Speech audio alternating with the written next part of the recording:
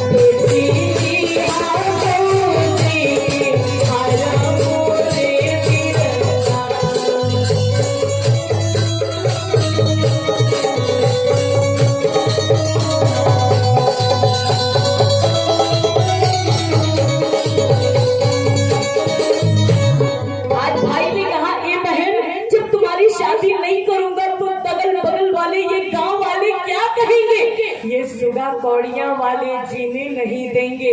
उसी समय बहन ने कहा, ए भैया कि जब आपको ये लोग ताना मारना शुरू करेंगे ना तो कहे क्या करेंगे? कहे ए भैया बस हम एक काम करेंगे, कहे गौआ के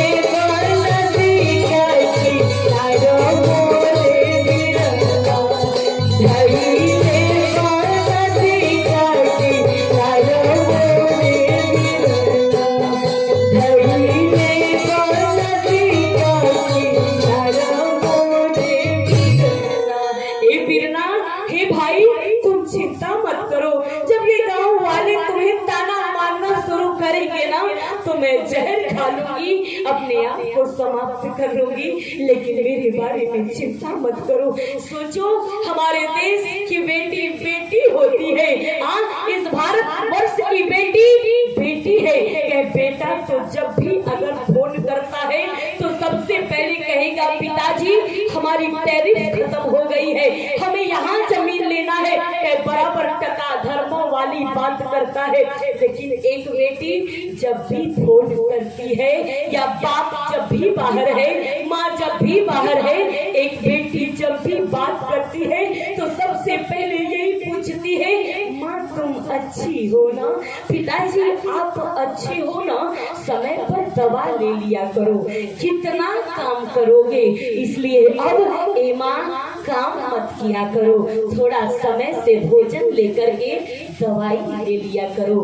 हमारे यहाँ की बेटियां बेटियां होती हैं। बेटी अगर घर में होती है, बाप चाहे जहाँ से भी आता है सबसे पहले अगर आवाज देता है बिटिया गुड़िया या बेटी कोई भी नाम लेकर के आवाज देता है, कहीं बेटी ग्लास का पानी लेकर के दौड़ जाती है।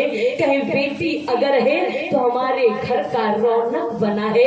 हमारे बगिया की एक नन्ही कली होती है जिसके रहते हमारा घर बराबर सुगंधित रहता है। लेकिन जिस समय वही बेटी ससुराल में चली जाती है, अगर एक बेटी है तो वो जब बाप के घर में रहती है तो क्या अपने बाप के मर्यादा को ध्यान देती है और बाप की मर्यादा अपने पगड़ी का ध्यान देती है। और जब यही बेटी ससुराल में चली जाती है तो कहे ससुर की कुल का निरीक्षण करती है, ससुर के मर्यादा का पालन करती है। कहे ये बेटियां, कहे बेटा तो कहे बस एक कुल का रक्षा करता है, लेकिन हम बेटियां दो दो कुल की रक्षा करते हैं। अगर मायके में होते हैं तो बाप के उस मर्यादा का पालन करते हैं, अगर ससुर के घर में है तो ससुर के उस मर्यादा को ध्यान देते हैं। हम बेटियां और तो और जिस समय जनक जी सीता जी को वनवास स्थिति में चित्रकूट में देखे थे, उसी समय राजा जनक के आंखों में आंसू आ गया था और राजा जनक ने सीता जी से कहा था कि ए सीता, आज तुमने तो दोनों कुल की परंपरा को रख लिया और तो और कहे पुत्री पवित्र किए कुल दो और सुजसु धवल कह जग सब तुमने तो दोनों कुल को धन्य धन्य कर दिया। और तो और कहे यही बेटियां सीता है, यही बेटियां लक्ष्मी है और यही बेटियां समय आने पर झांसी की रानी बन जाती है और यही बेटियां समय आने पर सुपुर्खा भी बन जाती है। यही बेटियां हाँ, लेकिन हमारे भारतवर्ष की बेटियां कभी ऐसा करने वाली नहीं है। सुपुर्खाएं तो विदेश में होती हैं, देखे सुपुर्खा आई है हाँ, चार आई है, 4 लोगों के साथ बॉर्डर पार करके सीमा हैदर आई है बॉर्डर पार करके।